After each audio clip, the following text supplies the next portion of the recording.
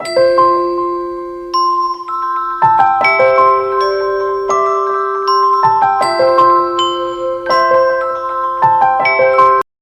morning. This is our project naming design and fabrication of cross bike. All this started from the idea to make some improvement in the bicycle.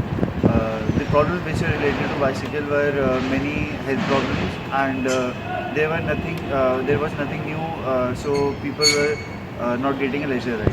So we decided to integrate a cross trainer on a bicycle, which will overcome all the joint problems and will burn more calories with a divided effort on the whole body. Now I'll start you by giving a briefing about the components and assembly of our parts used in the bicycle. This is the handle stem, which is welded uh, by a handle. This handle stem is of material GI, which is adjoined with the fork, which is further integrated with a axle, and axle is inserted into the tire with the help of the bearings, which are inside this cylinder. Now I come to the frame part. This part is the main part which joins the handle and the frame. This orange part you can see is the frame, which have two welded portions. These portions are the slider. This slider has a bearing inside it. The bearing is welded with a channel with a rectangular cross section, and which is further welded to a 25 by 25 mm pipe, which we call is a drive arm. This whole portion is a drive arm.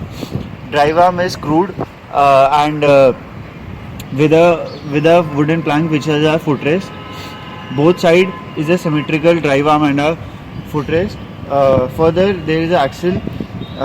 There is a shaft which is joining the crank. Crank is joining with another shaft which is inserted in the bottom bracket. Bottom bracket further gives the rotational motion to the sprocket, and sprocket with a chain.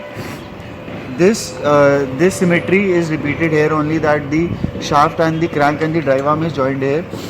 This is the supporting cross section, which is giving the support and balance to the sprocket which is used here.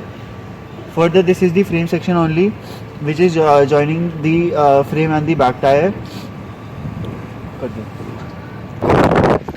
Now we'll first place the first foot on the first footrest. Further, we'll give initial momentum and place the second foot on the second footrest, and we'll give a movement of a cross trainer.